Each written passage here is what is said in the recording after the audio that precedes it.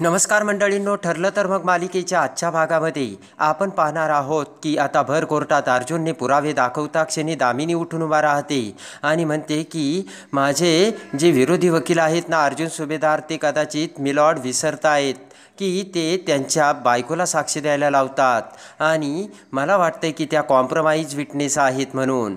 ते ऐकून आता अर्जुन म्हणतो की मला माहितीच होतं दामिनी देशमुख, तुम्ही हे असं बोलणार आहात, म्हणून मला आता दुसरा पुरावा दाखवण्याची मिलॉर्ड तुम्ही परवानगी द्या आणि त्यासाठी आश्रमात राहणाऱ्या कुसुमताईंना मला विटनेस बॉक्समध्ये बोलावण्याची परवानगी द्या. जज आता परवानगी देतात. इकडे आता साक्षीने डोक्याला हात लावलेला असतो. कुसुमताई आता विटनेस बॉक्समध्ये येताच आता अर्जुन कुसुमताईला प्रश्न विचारत म्हणतो की मला तुम्ही सांगा, विलास आश्रमात असताना तो अशिक्षित होता की सुशिक्षित, तुमच्या लक्षात आलं होतं ना? कुसुम म्हणते हो, कारण विलास हा अशिक्षितच होता. मी त्याला एक दिवस सामानाची यादी लिहायला सांगितली तर त्याला ते सुद्धा लिहिता आलं नाही. आणि लगेच कुसुमचा जज ते पॉईंट नोट डाऊन करतात. आणि त्यानंतर आता कुसुम म्हणते की विलासला एक दिवस मेसेज टाईप करून मोबाईलमधून पाठवायचा होता, त्याला तो देखील आला नाही. आणि आमच्या आश्रमात राहणारी छोटी रश्मी आहे ना, तिच्याकडून त्याने तो टाईप करून घेतला. त्यानंतर आता कुसुम दुसरा किस्सा सांगते आणि म्हणते की ज्यावेळेस मधुभाऊ हे बांधकाम करण्यात मग्न होते त्यावेळेस कुरिअर आलं होतं आणि ते कुरिअर कोणाच्या नावाने आलं याचं नाव देखील विलासला वाचता आलं नव्हतं. ते ऐकून आता सगळ्यांना मोठा धक्का बसलेला असतो आणि कुसुमने 3 घटनेत विलास अशिक्षित असल्याचे दाखवून दिलेली असते. अर्जुन आता कुसुमताईला जाण्यासाठी सांगताच आता अर्जुन आता मधुभाऊकडे बघतो आणि म्हणतो की तुमची सुद्धा हेच मत आहे का? मधुभाऊ म्हणतात हो, विलास हा अशिक्षितच होता, त्याला वर्तमानसुद्धा पत्रसुद्धा वाचता येत नव्हतं आणि आश्रमात आता काही अशा डॉक्युमेंटसाठी त्याची मदतही होत नव्हती. तेवढ्यात आता दामिनी ऑब्जेक्शन घेते आणि म्हणते की एक गोष्ट तुम्ही लक्षात ठेवा, तुम्ही आरोपी आहात, विलासच्या खुनाचा तुमच्यावर आरोप आहे, तेव्हा आरोपीची साक्ष ग्राह्य धरली जाऊ शकत नाही. त्यानंतर आता दामिनी उठून उभा राहत म्हणते की सुभेदार, यामध्ये साक्षी शिकरे आश्रमात गेली होती की नाही हे तुम्हाला सिद्ध करण्यासाठी हे अशिक्षित हे मेसेज हे काय तुम्ही उकरून काढतायत? अर्जुन म्हणतो की याचा अर्थ एकदम क्लिअर कट आहे की ज्या वेळेस विलासचा खून झाला त्यावेळेस विलासच्या मोबाईलवरून विलासला मेसेज टाईप करत येत नसताना देखील तो कुणी पाठवला हे महत्त्वाचं आहे. अर्जुन म्हणतो ज्या माणसाला लिहिता वाचता येतच नाही त्या माणसाला मेसेज टाईप करणं काय लिहिता येणंसुद्धा अशक्य आहे. तेवढ्यात आता दामिनी म्हणते की म्हणजे त्यांना जरी मेसेज टाईप करता येत नसेल तर त्यावेळेस त्यांनी दुसऱ्यांकडून टाईप करून घेतला असू शकतो. ते ऐकताच आता अर्जुन म्हणतो की म्हणजे याचा अर्थ तुम्ही हे मान्य करताय की साक्षी शिकरेच्या विरहित तिथे तिसरी व्यक्ती होती. ते ऐकताच आता दामिनी म्हणते की मी असं काहीच म्हणालेले नाही आहे. विचार करत मग अर्जुन म्हणतो की विलासच्या समोर मधुभाऊ होते आणि मधुभाऊ तर असा मेसेज करून टाईप करणं शक्यच नाही, बरोबर ना? आणि अर्जुन विचार केल्याचे नाटक करत म्हणतो ओ म्हणजे तिथे तिसरी व्यक्ती सुद्धा होती, आय विटनेस. आणि असे म्हणत अर्जुन आता तन्वीकडे बघतो आणि लगेच आता अर्जुन म्हणतो की ती म्हणजे तन्वी, बरोबर? आणि अर्जुन तन्वीकडे बघतो. तन्वीची आता घाबरगुंडी उडालेली असते.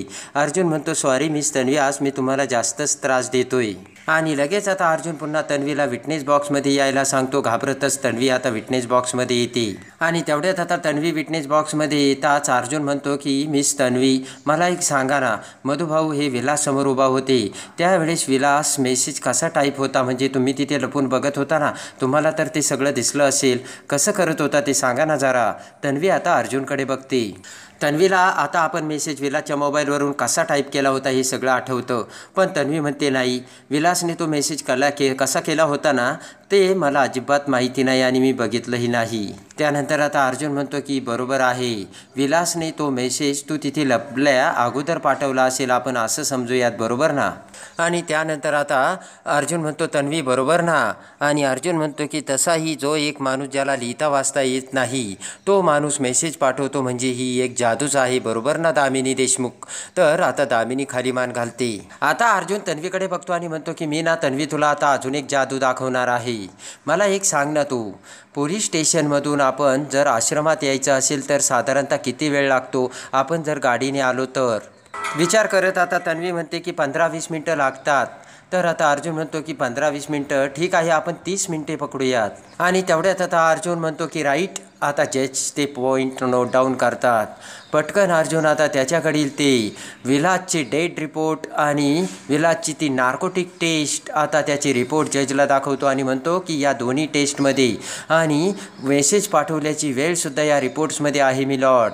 ते ऐकताच आता दामिनी डोळे झाकते आणि लगेच आता अर्जुन म्हणतो की विलासचा खून झाल्याची वेळ आणि पोलिसांना मेसेज मिळाल्याची वेळ तुम्ही चेक करू शकता जज साहेब.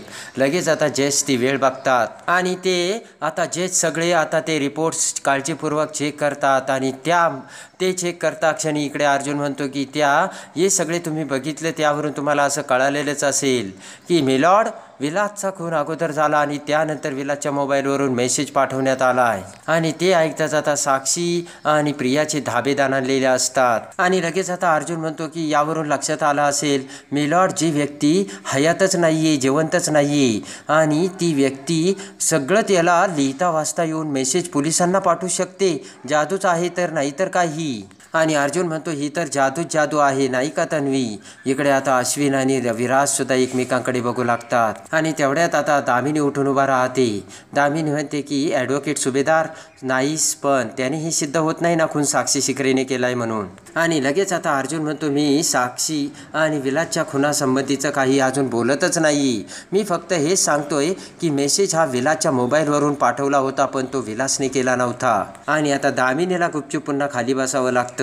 आणि लगेच आता अर्जुन म्हणतो की माझे क्लायंट मधुकर पाटील यांना फसवण्यासाठी विलास मिळाल्यानंतर तो मेसेज विलासच्या मोबाईलवरून दुसऱ्याने पोलिसांना पाठवलाय. अर्जुन म्हणतो की पण ती व्यक्ती कोण विचार करत आता अर्जुन म्हणतो तन्वीच्या स्टेटमेंटप्रमाणे जर साक्षी तिथे नव्हती आणि अर्जुन म्हणतो मग ती तिसरी व्यक्ती कोण तर ती जी लपून बघत होती मधुभाऊ आणि क्रिमिनलला ती व्यक्ती. आणि ती व्यक्ती म्हणजे लपून बघणारी दुसरी तिसरी कोणी नसून मिस तन्वी सुभेदार असल्याची अर्जुन आता जजला सांगताच आता तन्वी साक्षी सगळ्यांच्या पायाखालची जमीन सरकलेली असते.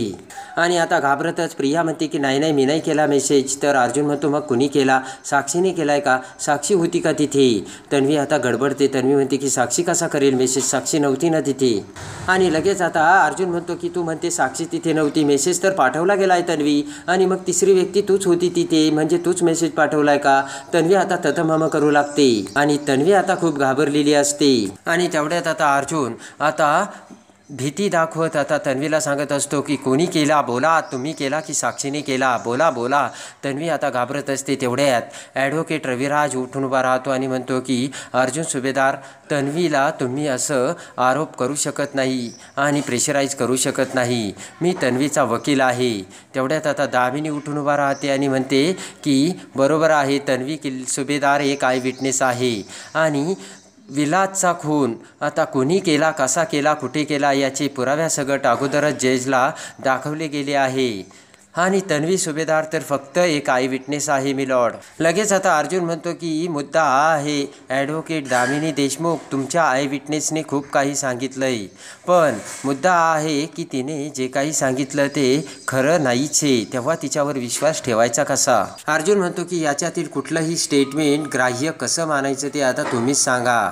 आणि त्यानंतर आता अर्जुन म्हणतो की या केसचा फायनल निकाल देताना स्टेटमेंटचा कसा विचार करायचा त्याचा तुम्ही आता विचार करा. आणि आता दामिनीला ते काही कळत नसतं. दामिनी म्हणते की म्हणजे सुभेदार याचा काय अर्थ आहे. अर्जुन म्हणतो की याचा अर्थ काय आहे तुम्हाला कळत नाही का देशमुख. आणि तेवढ्यात आता अर्जुन त्याच्याकडचा एक लिफाफा पुन्हा जजला देतो आणि तो असतो सायकोलॉजिस्टचा रिपोर्ट. तो रिपोर्ट आता जज बघतात तर अर्जुन म्हणतो की यामध्ये मिस्टर राऊत यांनी तन्वीच्या सायकोलॉजिस्टचा रिपोर्ट घेतलेला आहे आणि कोर्टाने त्याला लिगल परमिशनही दिली होती. त्यामध्ये त्यांनी त्यांचं म्हणणं आणि त्यांचं ओपिनियन क्लिअर कट रिपोर्टमध्ये नमूद केलं आहे ते तुम्ही बघावं. पटकन आता जज ते रिपोर्ट बघतात आणि लगेच आता अर्जुन म्हणतो की या रिपोर्ट असा सांगतोय की मिस तन्वी ही कुठलीही साक्ष देण्यासाठी मेंटली कॅपेबल आणि फिट नाहीये. ते ऐकताच दामिनीला धक्का बसलेला असतो. अर्जुन म्हणतो की तन्वीला अनेक मेंटल इश्यू आहेत आणि ती कॅपेबल नाही आहे आणि ते जे काही सांगतात ते खोटं असण्याचे चान्सेस खूप काही जास्त आहेत असे हा रिपोर्ट सांगतो असे आता अर्जुनने सगळ्यांना सांगितलेलं असतं. आणि ते ऐकताच आता कुसुमताई हळूच चैतन्याच्या कानात म्हणते की चैतन्य अभिनंदन प्रियाच्या पार चिंधड्या उडाल्यात. चैतन्य म्हणतो थांबा कुसुमताई अजून पुढे काय काय होते ते तुम्ही बघत राहा. आणि तेवढ्यात आता अर्जुन म्हणतो की तुम्ही हा रिपोर्ट मॅनिप्युलेट केला नसेल कशावरून. तेवढ्यात आता अर्जुन म्हणतो की जेव्हा चौकशी होत होती तेव्हा ॲडव्होकेट रविराज किल्लेदार स्वतः तिथे उपस्थित होते. पुन्हा दामिनीला धक्का बसतो आणि लगेच आता अर्जुन म्हणतो मला त्यांना काही प्रश्न विचारायची परमिशन हवी आहे. जज आता परमिशन ग्रँट करतात. ताबडतोब आता रविराज हा विटनेस बॉक्समध्ये येतो आणि त्यानंतर आता रविराज हा विटनेस बॉक्समध्ये अर्जुनसोबत समोर उभा राहताच आता अर्जुनला वाईट वाटलेलं असतं. पण अर्जुन म्हणतो मी तुम्हाला मिस्टर ॲडव्होकेट किल्लेदार म्हणून हाका मारू शकतो ना आणि बोलू शकतो ना. तर रविराज मान हलवतो. त्यानंतर आता अर्जुन म्हणतो की ज्या वेळेस तन्वीची सायकॉलॉजी टेस्ट झाली त्यावेळेस तुम्ही तिथे होता ना. तर रविराज म्हणतो हो. रविराज म्हणतो की तन्वीचा पिता आणि तिचा वकील म्हणून मी तिथे हजर होतो. अर्जुन म्हणतो की तिथे झालेल्या चौकशीबद्दल इथे तुम्हाला जजसमोर काही सांगायचं आहे का. आणि अर्जुन म्हणतो की प्लीज तुम्ही उत्तर द्या, या चौकशीमध्ये काही गडबड झाली का असं तुम्हाला वाटतंय का. तर रविराज म्हणतो अजिबात नाही. लगेच रविराज म्हणतो की ही चौकशी अगदी नियमानुसार घेण्यात आली आहे माय लॉर्ड. आणि जज ते पॉईंट नोट डाऊन करतात. आणि लगेच आता अर्जुन म्हणतो की म्हणजे हे रिपोर्ट्स व्यवस्थित आहे आणि खरे आहे याबद्दल तुम्हाला काही शंका नाही आहे ना. तर आता लगेचच रविराज म्हणतो की सायकॉलॉजिस्टच्या ज्ञानाबद्दल मला काही शंका नाही आहे. आणि लगेच आता अर्जुन म्हणतो की ॲडव्होकेट दामिनी देशमुख म्हणाल्यात की तुम्ही तो रिपोर्ट मॅन्युप्युलेट केला असेल असं तुम्हाला वाटतंय का. तर रविराज म्हणतो अजिबात नाही. रविराज म्हणतो की ही चौकशी अगदी निपक्षपणे झालेली आहे. तर अर्जुन रविराजचे आभार मानतो. आणि त्यानंतर आता रविराज हे बाहेर जाता क्षणी इकडे आता अर्जुन म्हणतो मला माहिती आहे ॲडव्होकेट दामिनी देशमुख तुमच्या मनात अजून बरेच काही प्रश्न असतील आणि त्यासाठी मी सायकॉलॉजिस्ट राऊत यांना प्रश्न विचारण्याची परवानगी मागतो. जज आता परवानगी देतात. आणि त्यानंतर आता राऊत विटनेस बॉक्समध्ये येताच तर राऊत म्हणतात की हे बघा मी प्रियाचे हावभाव, प्रियाचे मेंटली तिची काय तयारी आहे तिचा स्वभाव, तिचा चेहरा, तिचे बोलण्याचे एक्सप्रेशन बारकाईने बघितलं आणि त्यावेळेस माझ्या लक्षात आलं की ही मुलगी खोटं बोलती. हिच्या मनात अपराधीपणाची भावना आहे. ही जे बोलते ती असत्य बोलते. आणि तेवढ्यात आता अर्जुन म्हणतो की मिस्टर राऊत तुमच्यावरती हा रिपोर्ट बनवण्यासाठी कुणी दबाव केलाय का. तर आता राऊत म्हणतात अजिबात नाही. हा रिपोर्ट मी माझ्या पूर्ण ओपिनियनने दिला आहे. माझ्यावर कुणी दबावही केला नाही. आणि लगेच आता राऊत म्हणतात की माझ्यावर कुणीही दबाव आणला नाही. कुणी काही जरी केलं असतं तरी मी हा रिपोर्ट असाच बनवला असता. आणि लगेच आता आभार मानत अर्जुन राऊतला जाण्यासाठी सांगतो. आणि तेवढ्यात आता अर्जुन जाऊन बसतो. तर आता जज म्हणतात ॲडव्होकेट दामिनी देशमुख तुमचं स्टेटमेंट प्लीज. तर दामिनी उठून उभा राहते. आणि तेवढ्यात आता दामिनी उठून उभा राहते आणि म्हणते की ॲडव्होकेट सुभेदारांनी जी फिल्म स्टोरी आपल्याला ऐकवली ना ती स्टोरी खूप इंटरेस्टिंग आहे. पण खरं हेच आहे की मधुकर पाटलांनी विलासचा खून केला आहे म्हणून. दामिनी म्हणते की त्या बंदुकीवर मधुकर पाटलांचे फिंगरप्रिंटसुद्धा आहेत. दामिनी म्हणते की विलासने मधुकर पाटलांना दिलेले पैसे आणि आय विटनेसचं स्टेटमेंट. आणि दामिनी म्हणते हे एवढे पुरावे पुरेसे नाही आहेत का. तर अर्जुन म्हणतो नाही आहेत. अर्जुन म्हणतो की कारण त्या सगळ्या पुराव्यांवर आणि आय विटनेसच्या स्टेटमेंटवर आता प्रश्न उपस्थित राहिलेले आहेत. अर्जुन म्हणतो की मधुकर पाटील डावखुरी आहेत हे मी अगोदरच कोर्टाला सांगितलेलं आहे. आणि विलासच्या मोबाईलवरून मेसेज पाठवण्याचे संकेत आता तन्वीने केल्याचे सुद्धा स्पष्ट झाले आहे. आणि लगेच आता दामिनी म्हणते की या सगळ्यांचा तुमच्याकडे काही पुरावा आहे का. अर्जुन म्हणतो की खुनाच्या रात्री साक्षी ही 2 तास कुठे होती याचा तरी तुमच्याकडे मग कोणता पुरावा आहे काय. आणि त्यानंतर आता भर कोर्टात ते ऐकताच आता मोठा धमाका उडालेला असतो आणि अर्जुनने दामिनी देशमुखची बोलतीच बंद पाडलेली असते. आणि त्यानंतर आता जज पुढच्या सुनावणीत त्यांचा निकाल देण्यासाठी सांगून आता सुनावणी बंद करतात. तर तेवढ्यात आता अर्जुन आणि सायली दोघेही दामिनी समोर येते. आणि लगेच आता अर्जुन म्हणतो बघितलं का आज मला तुम्ही जे सांगत होता ते तुमच्या चेहऱ्यावरती दिसतंय. अर्जुन म्हणतो की तुम्ही मागच्या वेळेस मला म्हणाला होता तुझा कॉन्फिडन्स कमी पडतोय. आज तर ही अवस्था तुमची दिसतीये. सायली म्हणते की दामिनी मॅडम अति आत्मविश्वास ही अहंकारी माणसाची सगळ्यात मोठी चूक असते आणि तुम्ही ना नेमकं तीच चूक करून बसलात. सायली म्हणते की आणि त्याचे परिणाम काय झाले तुम्ही बघताय ना. तर आता दामिनी म्हणते की अजून केस संपलेली नाहीये ॲडव्होकेट सुभेदार. आणि तेवढ्यात आता लगेच अर्जुन म्हणतो की फार दिवसही आता उरले नाही. शेवटच्या काही हिअरिंग आयुष्यभर तुमच्या लक्षात राहतील आणि ते तुमच्या कायमच्या मेमरीतसुद्धा राहतील असे अर्जुनने आता दामिनीला सांगितलेले असते. आणि खाली मान घालून दामिनी तेथून निघून गेलेली असते. आणि आज अर्जुनने दामिनीला सगळ्यात मोठा आता डाव रचून सत्याचा विजय करून आता तोंडावर पाडलेलं असतं. आणि त्याच वेळेस दामिनी देशमुखची हार आता निश्चित झालेली असते आणि आपण केस हारणार हे आता समोर दामिनीला दिसत असतं.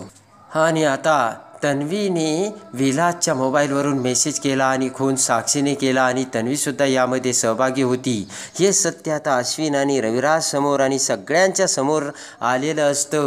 आणि आता पुढच्या सुनावणी जज हे सगळं साक्षी आणि तन्वीने कसं घडून आणलं याचा निर्णय देतात हे बघण्यासाठी आणि ठरलं तर मग मालिकेच्या डेली अपडेटसाठी बेल नोटिफिकेशनवर क्लिक करून आपल्या चॅनलला लाईक करा, सबस्क्राईब करा.